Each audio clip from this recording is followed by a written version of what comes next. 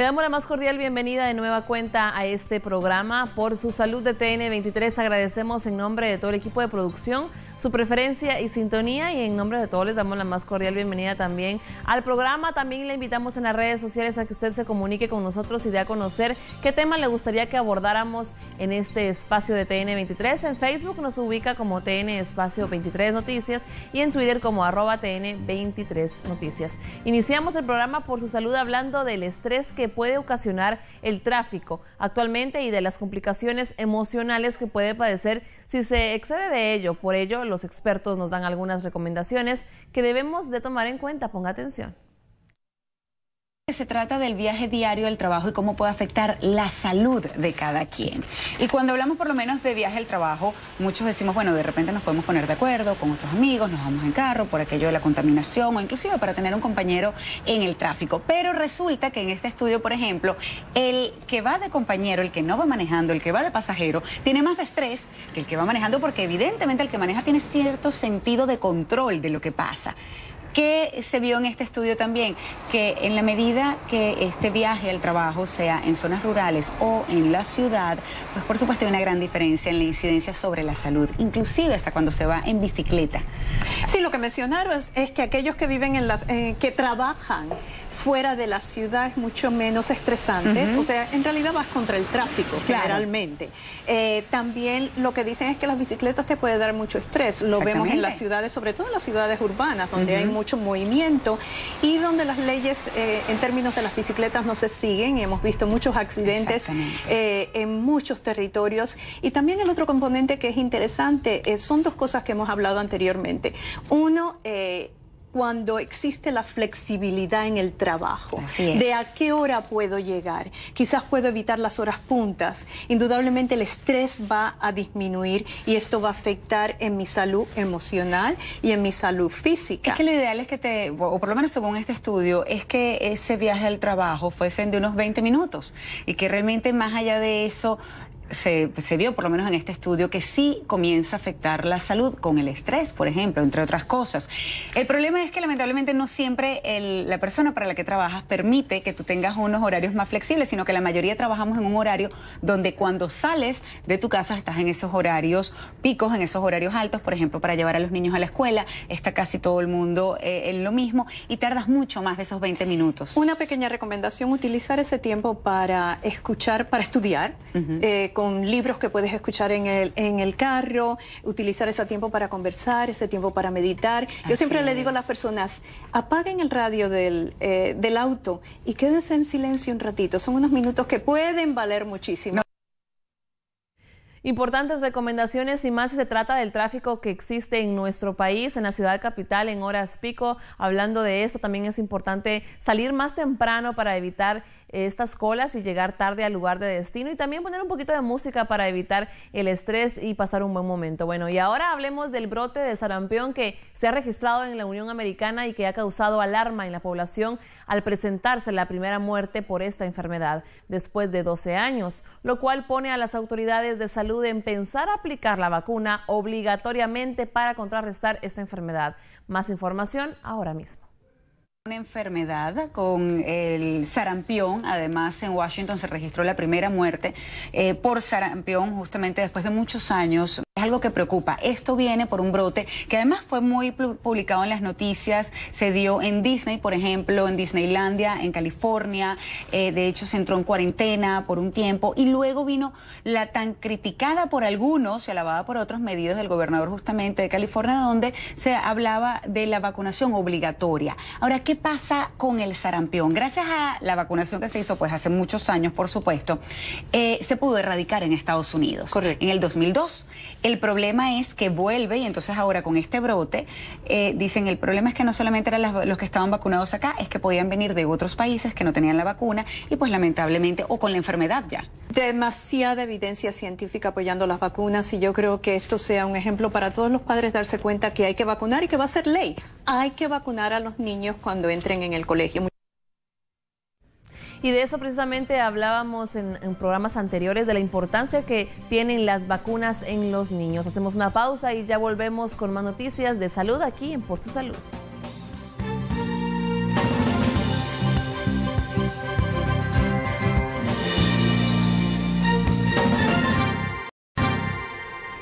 Ya estamos de vuelta aquí en Por Su Salud, un espacio de 30 minutos donde conocemos y nos educamos sobre diferentes temas de salud. Le hablamos en esta ocasión que actualmente la discapacidad visual en América Latina ha incrementado alarmantemente. Esto pone a las autoridades de salud en alerta. Por ello, en El Salvador, un grupo de científicos ha desarrollado avances significativos en el tratamiento para mejorar la situación de los afectados.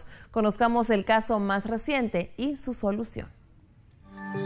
Brenda Valencia estudia octavo grado en el Centro Escolar República de Estados Unidos en Comasagua, Departamento de la Libertad, ubicado a unos 30 kilómetros de San Salvador. Casi todo lo veo borroso. Sí. En agosto de 2014, Brenda comprobó que tenía problemas no solo para distinguir las personas en la distancia, sino para entender lo que su maestra escribía en la pizarra. Y bueno, algunas letras las distinguía, algo otras las miraba borrosas. Algo otras, sinceramente, no las miraba. Así fue que me di cuenta que me fallaba la vista. Y como Brenda, otros estudiantes enfrentan el mismo problema de visión, que por supuesto afecta directamente su aprendizaje. Y no solo se frustran, llega un momento en que abandonan la escuela. Y la oportunidad que en algún momento tienen de venir a la escuela se pierde. Se pierde porque no miran. Ante esa realidad, FUDEM, una organización privada sin fines de lucro, lanzó en el 2006 el programa Ventanitas de Luz para llevar lentes a centros escolares en los municipios con mayores niveles de pobreza del país. Desde entonces a la fecha han entregado 40.000 lentes y pretenden dar 100.000 más este año. Brenda fue una de las beneficiadas y ahora su vida ha cambiado.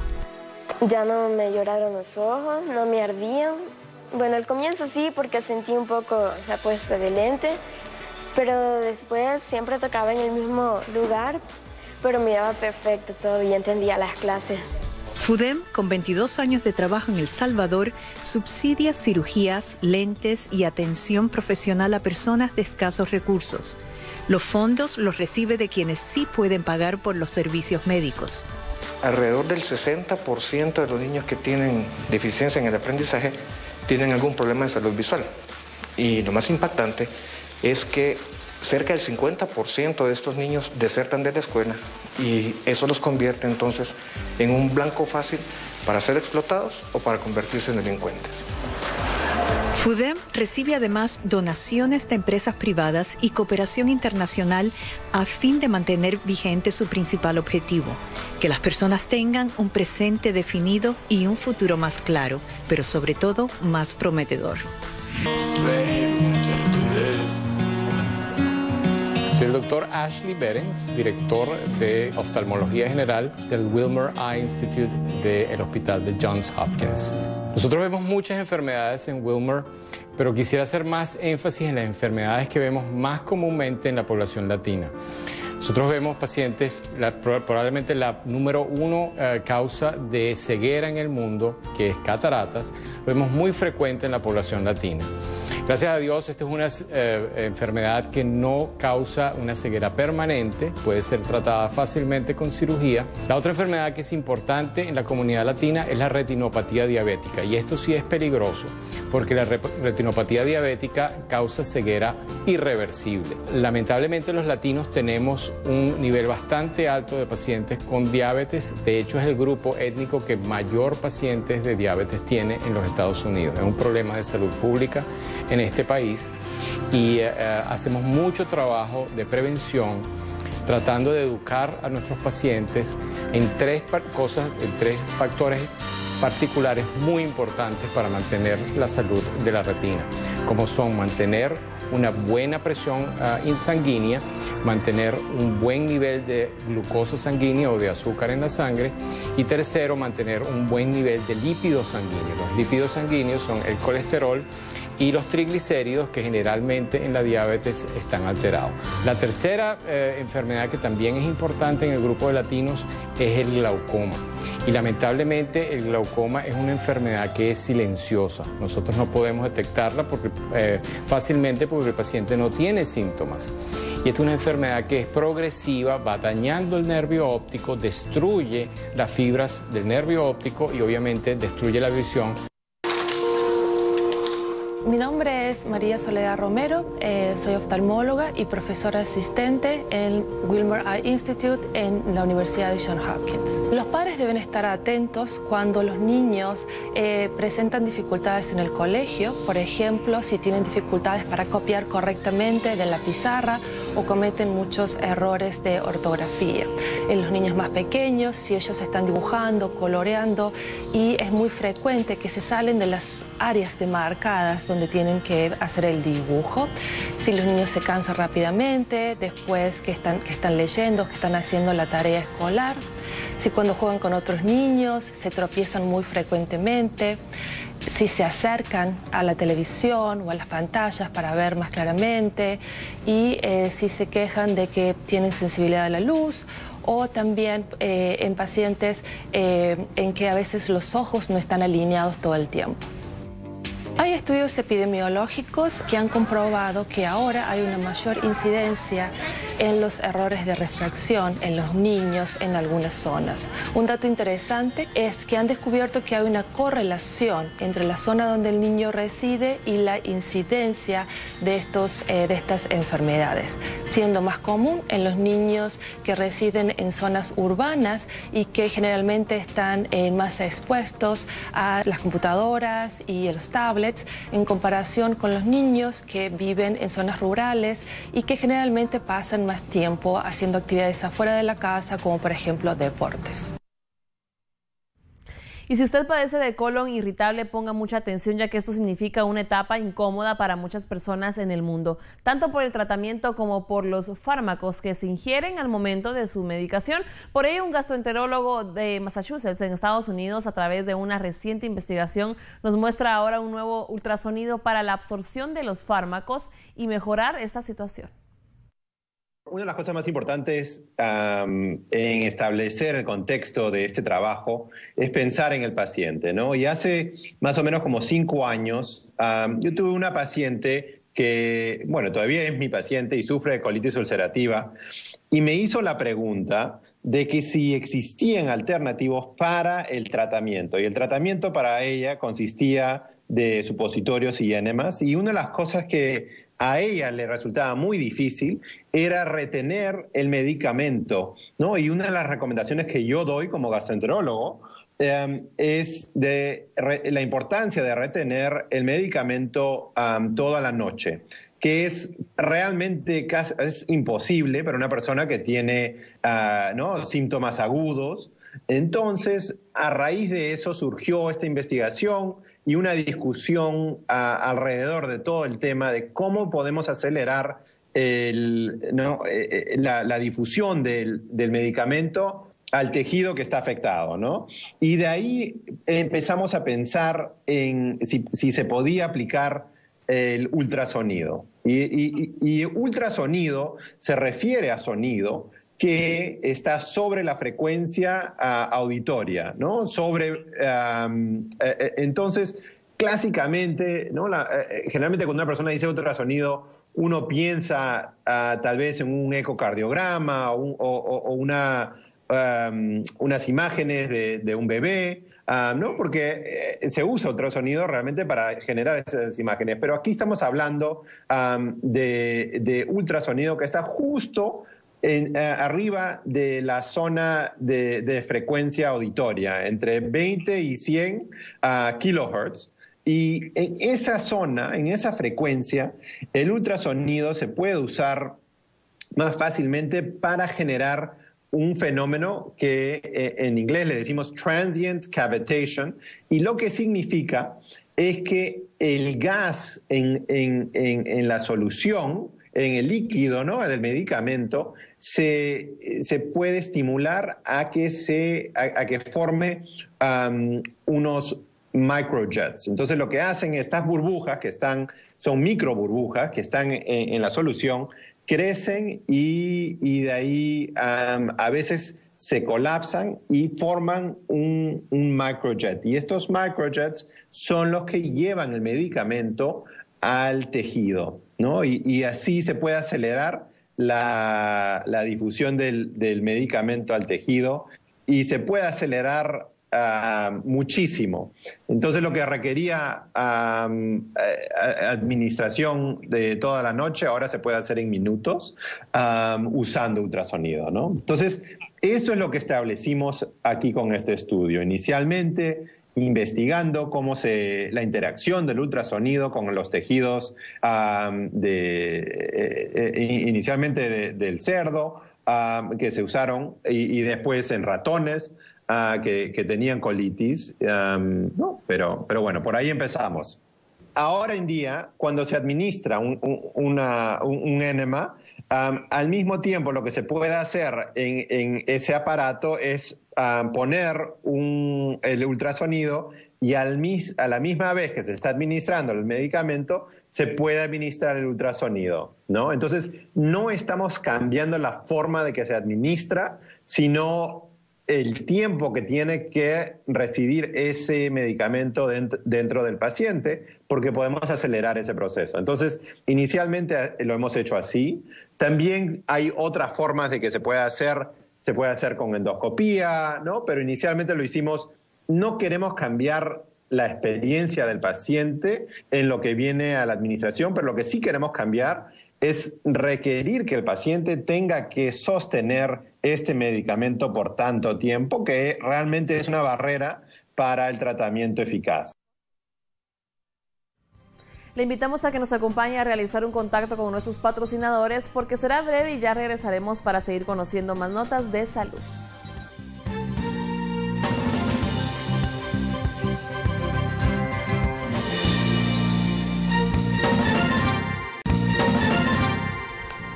Estamos de regreso con más aquí en Por Su Salud, y es que seguramente usted ha escuchado de las mutilaciones en África, pero poco se sabe de las complicaciones que esto deja en las mujeres que se someten a esta práctica impuesta en el núcleo familiar de estas culturas, ya que van desde las infecciones hasta la esterilidad. Conozca más detalles en el siguiente informe.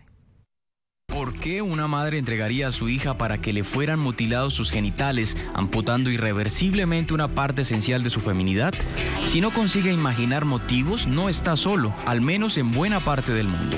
Sin embargo, la práctica de la ablación del clítoris pervive en muchos lugares del mundo. La mutilación genital femenina es una práctica extensa, aunque hay gran incertidumbre acerca de ello, quién lo practica y dónde. Los números son bastante elevados, cerca de unos 125 millones de mujeres y niñas han sido mutiladas de una forma u otra. Hay cerca de 3 estadounidenses al año que han sido mutiladas. Esto ocurre en muchos países, la mayoría se concentra en África, pero no solo se limita a África, también en el Medio Oriente, sureste asiático y también en Estados Unidos, donde hay también mutilación genital. Es una preocupación que está creciendo tanto en Estados Unidos como en Europa, sobre todo en la población migrante que provienen de países donde esta práctica es más frecuente. La investigación apunta a que la decisión de mutilar depende en gran medida de los valores privados de cada núcleo familiar, en lugar de las normas sociales basadas en la coordinación de toda una comunidad. Algunas familias mutilan por algún tipo de razón, otras familias tienen vecinos que no lo hacen. Entonces, los valores de los individuos, las preferencias juegan un gran papel, pero los detalles todavía son una gran incertidumbre. Con estos hallazgos, los investigadores creen que se podría mejorar la capacidad de información pública que promueve el abandono de esta práctica. Entonces, lo que implica esto es que si quiere cambiar esa norma en el grupo, tiene que unir a varias familias para que declaren públicamente que no van a seguir con esa tradición. Esa implicación muestra que si uno puede conseguir eso, otras familias se darán cuenta de los beneficios de dejar esa tradición. Entonces, esto se activarán distintas fuerzas dentro de una sociedad que cambie de una tradición de mutilar a una tradición de no mutilar. A pesar de los graves problemas de salud con los que se relaciona, como infecciones recurrentes, quistes, aumento del riesgo de complicaciones del parto o incluso esterilidad, más de 125 millones de mujeres y niñas en 29 países de África y Oriente Medio han sido sometidas a la mutilación genital. Y es que en el mundo se pierden millones de vidas a consecuencia de las enfermedades letales como la malaria y el VIH-Sida. Actualmente le comentamos aquí en TN23 que existe una esperanza de vida para miles de personas en Latinoamérica, ya que aumentó en 6 años la vida en el último ciclo en Costa Rica y Argentina gracias a los avances en tratamientos y medicinas. Entérese de más aquí, por supuesto, en TN23. Una investigación que incluye información de 188 países reveló que la salud de hombres y mujeres ha mejorado significativamente durante la última década, gracias al declive en las tasas de muertes de enfermedades causadas por el virus del VIH-Sida y la malaria. Expertos del Instituto de Métrica y Evaluación de la Salud en la Universidad de Washington aseguran que esto se debe a los grandes avances en la lucha contra las enfermedades altamente transmisibles. Afortunadamente hemos logrado avanzar en algunas tecnologías para disminuir sobre todo lo que es la mortalidad prematura en jóvenes, en niños, y lo que serían las causas relacionadas con agentes infecciosos como la diarrea, como la misma neumonía y disminución también de algunas enfermedades relacionadas con defectos del nacimiento o propias de los recién nacidos. La esperanza de vida ha aumentado en promedio 6 años durante el último cuarto de siglo en el mundo, incluso en los países más pobres. Sin embargo, el promedio de los años de vida saludable no ha aumentado de la misma forma que el de la expectativa de vida, lo que significa que si bien las personas tienen hoy mayor esperanza de vida, no se encuentran viviendo libres de enfermedades. ¿Cuáles son los desafíos para los sistemas de salud? Pues es el modelo de atención, la forma como encaramos los problemas, el modelo curativo, el modelo que está esperando a atender enfermos, es un modelo que nos va a conducir a una situación como la que enfrentamos. En la medida que anticipemos, que hagamos más promoción y prevención de la salud, pues efectivamente vamos a tener una población menos enferma y más sana, y por lo tanto nuestra esperanza de vida saludable pues tenderá a disminuir. Entonces el desafío es encarar la promoción y la prevención de las enfermedades crónicas no transmisibles, de los accidentes y las violencias y de las enfermedades infecciosas en general. El estudio publicado aseguró que la expectativa de vida aumentó desde 1990 hasta 2013, teniendo más longevidad las mujeres pasando de 75 a 79 años en comparación con los hombres, que pasó de 67 a 72 años de vida. En la esperanza de vida saludable más baja, la mayoría se concentra en África, Lesoto, Suazilandia, África Central, Guinea-Bissau, Zimbabue, Mozambique. 2 países en Asia como Afganistán y bueno, también está en África, Sudán del Sur, país nuevo. El estatus social y demográfico que combina el nivel de ingresos, la edad de la población, las tasas de fertilidad y los años de escolaridad también fueron tenidos en cuenta por los autores del análisis.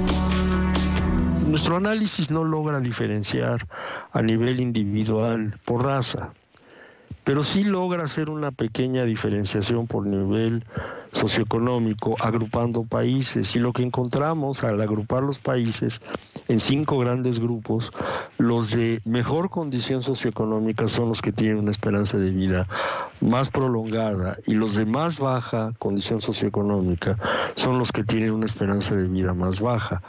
Eso, de alguna manera, era esperado que a mayor desarrollo de las sociedades, mejores condiciones de salud. Los países con mayor expectativa de vida saludable a nivel mundial son en su orden Japón, Singapur, Andorra, Islandia y Chipre. En Latinoamérica, los países que se destacaron fueron Costa Rica, Chile y Puerto Rico. Sin embargo, no alcanzaron a estar entre los primeros 30 países con mayor longevidad. Interesante información como siempre que le presentamos aquí en Por Su Salud de TN23 y es momento de agradecer su preferencia y de finalizar el programa, pero la invitación está abierta para que usted continúe informándose este día con nosotros.